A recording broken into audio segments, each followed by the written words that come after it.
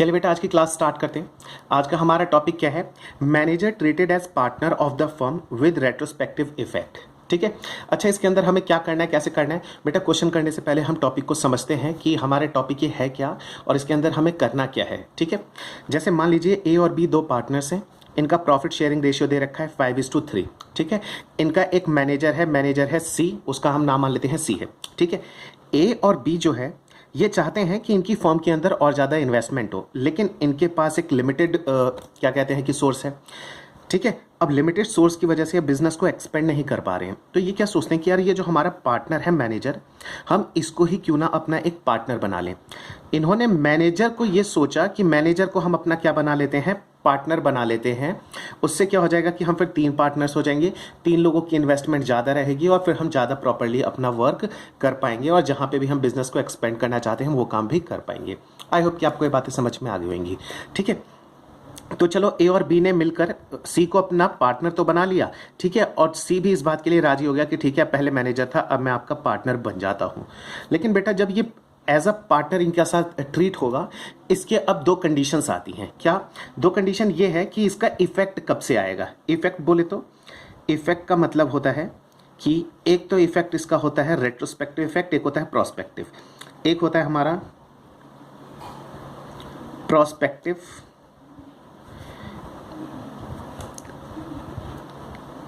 और एक होता है रेट्रोस्पेक्टिवली।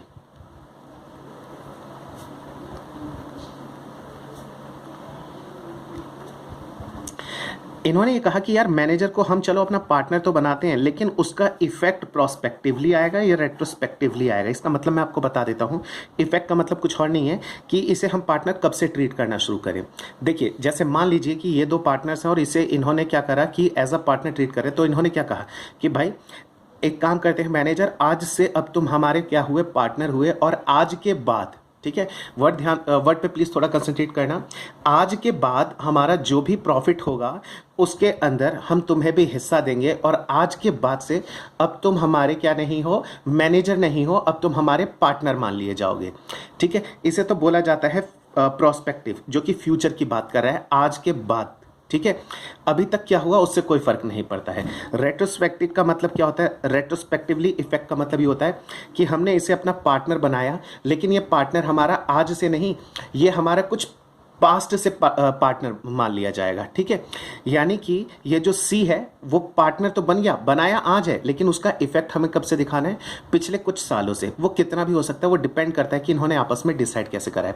वो 2 साल हो सकता है, 3 साल, 4 साल, 5 साल, कुछ मंथ्स हो सकते हैं, कुछ भी हो सकता है, लेकिन हाँ उसका इफेक्ट पास्ट में से आना चाहिए।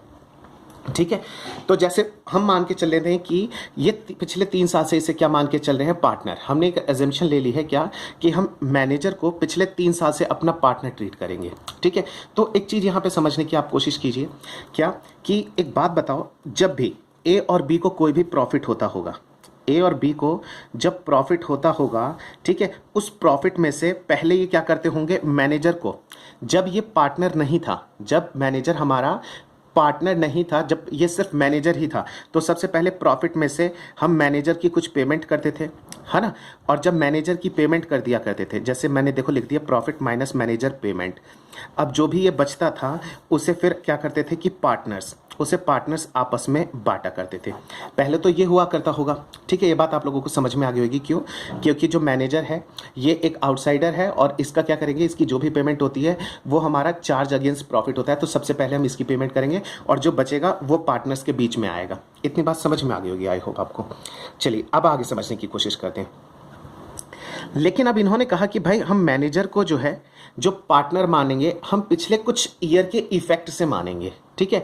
अच्छा एक बात बताओ, अगर मैनेजर को आप पिछले कुछ ईयर के इफेक्ट से अगर पार्टनर मानोगे, ठीक है, तो अगर ये हमारा पार्टनर होता तो क्या एज अ मैनेजर, अगर ये पार्टनर होता तो डेफिनेटली मैनेजर तो होता नहीं, और मैनेजर नहीं होता तो एज अ मैनेजर जो मैंने इसे पेमेंट करी होती, क्या वो फर्म के लिए खर्चा होता?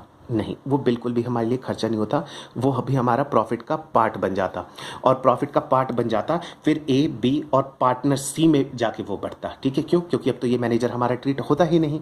इतनी बात समझ में? तो हमें इससे ही रिलेटेड कुछ एडजस्टमेंट के बारे में समझना है कि उसकी हमें कैसे अकाउंटिंग करनी है। बेटा बस एक बार कॉन्सेप्ट समझ जाओ, इसका क्वेश्चन करना बहुत ही ज़्यादा आसान है। ठीक है ना। चलिए समझने की अब कोशिश करते हैं। जैसे मान लीजिए पिछले 3 साल मैं लेके चल लेता हूँ, 2017, 2018 एंड 2019। मैंने कंप्लीट ईयर पकड़ लिए। चलिए मैं इसे 2016 17, 2017 18, 2018 19 मान लेता हूँ, ठीक है ना। यानी कि 1 अप्रैल 2016 से लेकर 31 मार्च 2018 और एज ऑन, मतलब वैसे ही उस सारी चीज़ें हैं, ठीक है ना। चलिए अब आगे समझने की कोशिश करते हैं। मान लीजिए कि इनको 2016-17 में कितने का प्रॉफिट हुआ था। मैं मान लेता हूँ इनको हुआ था 3 लाख का प्रॉफिट, यहाँ पे हुआ था इनको 4 लाख का प्रॉफिट, और यहाँ पे हुआ था इनको 5 लाख का प्रॉफिट। इंक्रीजिंग ऑर्डर में है, ठीक है ना। अच्छा, जब सी हमारा मैनेजर था तो मैनेजर को हम 2 चीज़ें दिया करते थे। क्या क्या 2 चीज़ दिया करते थे? एक तो हम इसको सैलरी दिया करते थे, ठीक है जी। कितनी सैलरी देते थे हम इसको? ₹5,000 पर मंथ।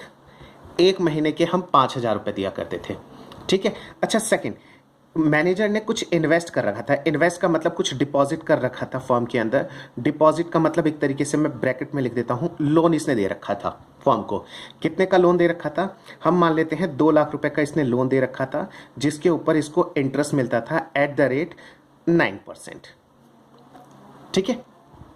आपको ये 2 बात समझ में आ गई होगी कि जो मैनेजर है, मैनेजर ने कुछ डिपॉजिट फॉर्म में कर रखा था, यानी कि एक तरीके से उसने इन्वेस्टमेंट कर रखी थी, लोन दे रखा था, और वहाँ पे वो इंटरेस्ट हमसे चार्ज करता था कितना? 9% का, और इसे हर महीने की हम 5,000 की सैलरी दिया करते थे, ठीक है। इतनी बात आप लोगों को समझ में आ गई होगी, ठीक है।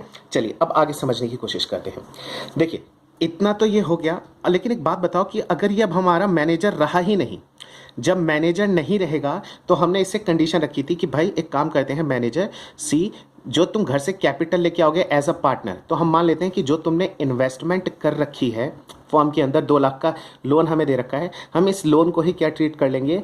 कैपिटल ट्रीट कर लेंगे। पिछले 3 साल से हम मान लेंगे कि तुमने हमें कोई लोन नहीं दे रखा है, और बल्कि ये जो तुमने 2 लाख का लोन दे रखा है, इसे हम क्या मान लेंगे कि ये तुम्हारी कैपिटल थी, क्योंकि अब तुम मैनेजर नहीं, पिछले 3 साल से हमारे पार्टनर माने जाओगे, ठीक है। तो एक बात समझना, जब ये मैनेजर रहा नहीं, ये पार्टनर हो गया, और जब ये पार्टनर हो गया तो इसका डिपॉजिट क्या हो गया? ये कैपिटल हो गया। तो क्या एज अ लोन, ठीक है, जो एज अ लोन के ऊपर हम इंटरेस्ट पे करते थे 9% पर एनम का, क्या हमें वो पे करना पड़ेगा? नहीं, पिछले 3 साल में हमें वो पे नहीं करना पड़ता। इतनी बात समझ में? लेकिन वो पिछले 3 साल तक ऑलरेडी पे हो चुका है, यानी कि खर्च हो चुका है। तो हम एक काम करेंगे, क्या सबसे पहले आज उसको कितना प्रॉफिट देना है, कितना नहीं देना है, ये सब चीज़ें निकालने के लिए हम क्या करेंगे, इसको जो अभी तक का हमने इंटरेस्ट ऑन लोन दे रखा है पिछले 3 साल में, उन सबको हम प्रॉफिट के अंदर ऐड कर लेंगे। ऐसा क्यों? क्योंकि पिछले 3 साल से तो इसे हमने एज अ मैनेजर माना नहीं, इसे एज अ पार्टनर माना है। जब ये मैनेजर ही नहीं रहा तो इसको इंटरेस्ट ऑन लोन किस बात का, इसको सैलरी किस बात की, और जब ये 2 चीज़ नहीं देते तो ये भी तो हमारा प्रॉफिट का ही पार्ट बनता, इसलिए हम इसे पिछले 3 साल के प्रॉफिट में ले जाके ऐड कर देंगे। 2 लाख का 9% आ जाएगा 18,000। 3 सालों तक हमने इसको इंटरेस्ट जो पे करा है पिछले 3 साल के अंदर, वो सब हम ऐड कर लेंगे। एज अ मैनेजर जो भी इसको पेमेंट की गई है वो सब ऐड हो जाएगा, प्रॉफिट का पार्ट बन जाएगा। 5,000 रुपये पर मंथ, यानी 1 साल का कितना आ जाएगा? 60,000। 60,000 की हमें अब इसे एज अ मैनेजर सैलरी भी नहीं पे करनी पड़ती, है ना। पिछले 3 साल से अगर ये हमारा क्या होता, पार्टनर होता, तो इसे हम कोई सैलरी पे नहीं करते, क्योंकि वो तो मैनेजर की सैलरी हम पे कर रहे हैं 5,000 रुपये पर मंथ, तो वो भी हमारा प्रॉफिट का पार्ट बन जाता, और ये सारी चीज़ें हम क्या कर देंगे? ऐड कर देंगे। इतनी बात आई होप कि आप लोगों को समझ में आ गई होगी। चलिए आगे कंटिन्यू करते हैं। अच्छा, एक चीज़ और सर, एक बात बताइए कि अगर ये मैनेजर नहीं होता तो ये सब तो प्रॉफिट का पार्ट बन जाता, लेकिन एज अ ये पार्टनर तो होता ना, तो एज अ पार्टनर इसको कुछ ना कुछ तो मिलता। हाँ जी, एज अ पार्टनर इसे कुछ ना कुछ मिलता। क्या मिलता? मैनेजर को ये मिलता, जब हम सी को अपना पार्टनर बनाते तो हम उसको कुछ शेयर का पार्टनर बनाते। हम कहते कि ठीक है सी, अब तुम हमारे पार्टनर हो, और मान लीजिए 1/5 के लिए हमने इसको अपना पार्टनर बना लिया, यानी कि प्रॉफिट का जो भी हिस्सा होगा उसके 5 हिस्से बनाएंगे, और 5 में से 1 हिस्सा इसका प्रॉफिट का हो जाएगा, ठीक है। तो मैनेजर सी को जो है हमने जब पार्टनर बनाया तो इसे हमने कहा तुम हमारे 1/5 के लिए, 1/5 पोर्शन के लिए आप क्या बन जाओ? हमारे पार्टनर बन जाओ, ठीक है। आई होप कि आपको ये बातें समझ में आ गई होंगी, ठीक है। प्लस हम एक काम और करेंगे कि जो हम पार्टनर्स हैं उनके कैपिटल के ऊपर उसको हम कुछ इंटरेस्ट भी पे करते हैं, ठीक है। जो पार्टनर्स हैं उनके कैपिटल के ऊपर हम इंटरेस्ट भी पे करते हैं, और इंटरेस्ट हम जो पे करते हैं वो हम मान लेते हैं @8% पे करते हैं, यानी 8% का हम इंटरेस्ट भी पे करते हैं। तो जब ये हमारा पार्टनर बन जाएगा तो, और ये इसकी कैपिटल बन जाएगी, तो कैपिटल के ऊपर हमें कुछ तो पे करना पड़ेगा। हाँ जी, हमें क्या चीज़ पे करनी पड़ेगी, हमें उसे पे करना पड़ेगा इंटरेस्ट ऑन कैपिटल। तो वो इंटरेस्ट ऑन कैपिटल क्या बन जाता हमारा, अब वो हमारे लिए खर्चा बन जाता, तो उसको हम यहाँ से क्या कर देंगे, डिडक्ट कर देंगे। कैसे डिडक्ट करेंगे, जैसे कि 3 लाख का तो हमारा प्रॉफिट हुआ था, 18,000 का ये कौन सा अमाउंट था हमारा, ये था हमारा सैलरी जो एज अ मैनेजर दे रहे थे, ये था क्या, अच्छा सॉरी, ये था इंटरेस्ट और ये था सैलरी। और लेकिन इसमें से हमें एक चीज़ माइनस करनी पड़ती, कौन सी चीज़ माइनस करनी पड़ती, जो हम उसे इंटरेस्ट एज अ कैपिटल देते, ठीक है ना, कैपिटल के ऊपर जो इंटरेस्ट पे करते। कितना आ जाएगा, 2 लाख का 8% 16,000 रुपया, ये फॉर्म के लिए क्या हो जाता, खर्चा हो जाता। ठीक है बेटा, एक बात समझना, ये जो इंटरेस्ट ऑन कैपिटल है ना, ये हम यहाँ पे अज्यूम करके चल रहे हैं, ठीक है। ये मैं जो क्वेश्चन ये बना रहा हूँ ये मेरी एजम्पशन है कि ये चार्ज अगेंस्ट प्रॉफिट है, यानी कि फॉर्म को भले ही प्रॉफिट हो चाहे ना हो, हमें ये पे करना ही होगा, ठीक है ना। इनकेस अगर मान लीजिए किसी साल में लॉस आ जाता तो हमें ये पे नहीं करना पड़ता, फिर ए और बी को कैसे पे हुआ होता, तो बहुत सारी कैलकुलेशन बढ़ जाएगी। इसलिए मैं सिंपल क्या मान के चल रहा हूँ कि इंटरेस्ट ऑन कैपिटल जो है ये चार्ज अगेंस्ट प्रॉफिट है, यानी कंपलसरी पे करना है, भले ही फॉर्म को प्रॉफिट हो चाहे प्रॉफिट ना हो, ठीक है। अच्छा, सेकेंड थिंग, और हम मान के चल लेते हैं कि कुछ सैलरी भी है, हमने मान लीजिए कि पार्टनर्स के लिए कुछ सैलरी भी अलाउ कर रखी है, ठीक है।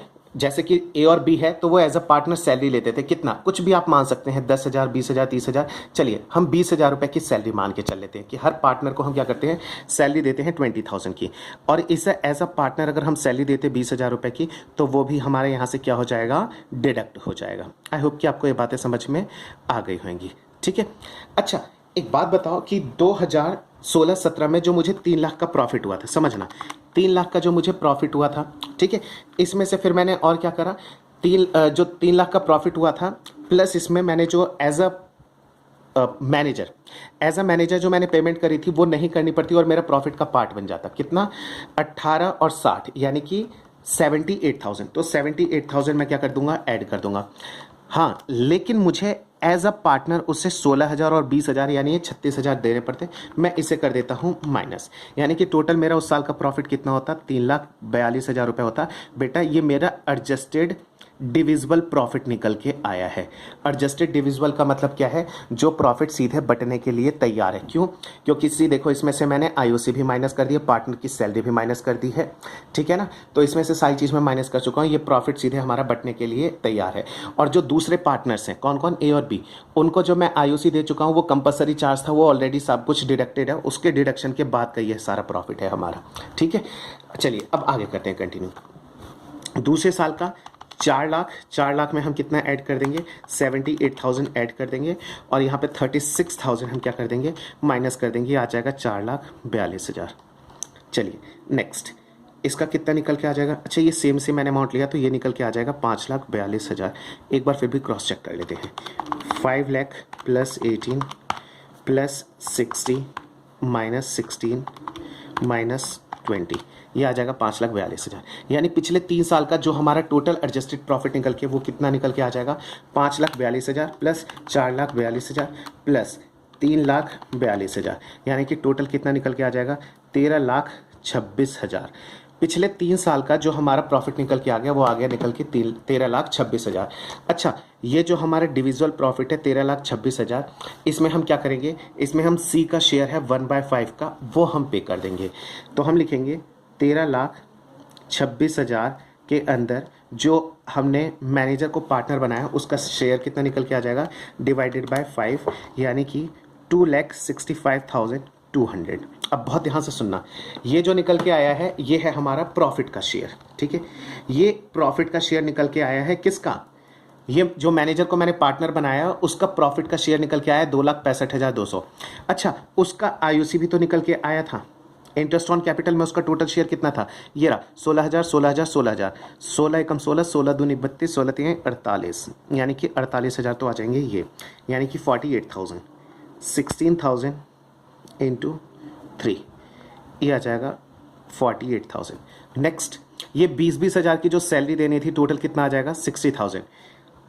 पार्टनर को एज अ सैलरी जो हमें पे करना है वो भी हम ऐड कर देंगे, 20,000 इंटू 3 दैट इज 60,000, यानी कि अब ये हमारा टोटल शेयर निकल के आ जाएगा 2,65,200 प्लस 48,000 प्लस 60,000, यानी कि 3,73,200।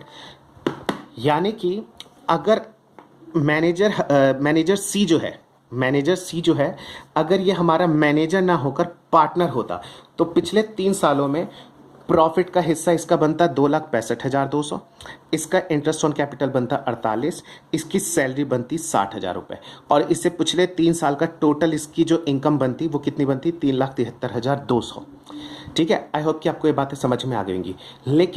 लेकिन वो तो हमारा क्या था, मैनेजर था, पार्टनर तो था नहीं। तो एज अ मैनेजर उसे कितना रिसीव हुआ है अभी हमें ये चेक करना है। बेटा 3,73,200 उसे देना पड़ेगा, क्यों? क्योंकि एज अ पार्टनर उसका शेयर बन रहा है। तो क्या मैं चीज़ें ले जाकर उसको ये पैसा पकड़ा दूंगा? नहीं, मैं पहले चेक करूंगा कि एज अ मैनेजर भी तो वो कुछ पैसा रिसीव कर चुका है, और एज अ मैनेजर क्या क्या रिसीव करा उसने, ये 2 चीज़ें उसने रिसीव करी है। पहला इंटरेस्ट ऑन लोन और दूसरा सैलरी। इंटरेस्ट ऑन लोन उसने कितना करा है, 18 3 54 होते हैं ना, ये आ गया 54,000 और ये आ जाएगा 1,80,000। ठीक है, इसको मैं ऐड कर दूंगा तो ये निकल के आ जाएगा 2,34,000। ठीक है, 2,34,000। अब ध्यान से सुनना बेटा, उसका हिस्सा बना है 3,73,000। ठीक है, इसका हिस्सा इतना बना है, लेकिन एज अ मैनेजर वो ऑलरेडी कितना उठा चुका है फर्म से पैसा, 3,34,000 उठा चुका है, जो कि अब वो मैनेजर रहा नहीं तो उसके ऊपर इसका राइट भी नहीं था, लेकिन इतना पैसा वो लेके जा चुका है। 373 में से वो 234 और ले चुका है। जो बैलेंसिंग फिगर आया है वो हम क्या करेंगे, इसको पे कर देंगे। कितना? 1,39,000 का। अच्छा, जब हम इसको पे करेंगे तो इसकी हम जो जर्नल एंट्री बनाएंगे वो क्या बनाएंगे, ये जो 1,39,000 निकल के आया है, 1,39,000 कौन पे करेगा? ए और बी देंगे। किस रेशियो में? अगर डिसाइडेड है तो उस रेशियो में, अगर कुछ भी नहीं गिवन है तो इनका जो शेयर है 5:3 में ये पे करेंगे। अच्छा, जब किसी पार्टनर को पैसा दिया जाएगा तो उसके अकाउंट को हम क्या करेंगे, क्रेडिट, और जिसके अकाउंट से पैसा काटा जाएगा उसको हम क्या करेंगे, डेबिट। तो हम क्या करेंगे, यहाँ पे लिखेंगे एज अकाउंट डेबिट। ए को डेबिट करेंगे, बीज अकाउंट को भी हम क्या करेंगे, डेबिट करेंगे, और यहाँ पे लिख देंगे टू सीज अकाउंट। सी के अकाउंट को हम क्या कर देंगे, इसमें 1,39,000 रुपीज़ ट्रांसफर कर देंगे। अच्छा, इन दोनों पार्टनर के अकाउंट से कटेगा कितना, 1,39,000 divided by 5 into 1,39,000 divided by 8 into 5, ये आ जाएगा 86,875। 86,875 डिवाइडेड बाय 5 इंटू 3, ये निकल के आ जाएगा 52,125। आई होप कि आपको ये बातें समझ में आ गई होंगी। ठीक है बेटा, ये सिर्फ कॉन्सेप्ट मैंने आपको समझाया है कि क्या होता है, कैसे होता है। ठीक है, हमारी वीडियो ऑलरेडी 17 मिनट की हो चुकी है। ठीक है, ये देखिए क्वेश्चन मेरे पास तैयार है, ये भी, और 2 क्वेश्चन और तैयार हैं जिसमें मैक्सिमम 15 मिनट्स लगेंगे। ठीक है, तो मैं एक काम करता हूँ, इस कॉन्सेप्ट वाले को मैं यहीं रोक देता हूँ, और अगली वीडियो में मैं इन दोनों ही क्वेश्चंस, तीनों क्वेश्चंस को डिस्कस कर लूँगा आप लोगों के साथ। ठीक है, तो नेक्स्ट वीडियो में मिलते हैं हम किसके साथ, इन क्वेश्चंस के साथ मिलते हैं। ठीक है, चलिए, थैंक यू।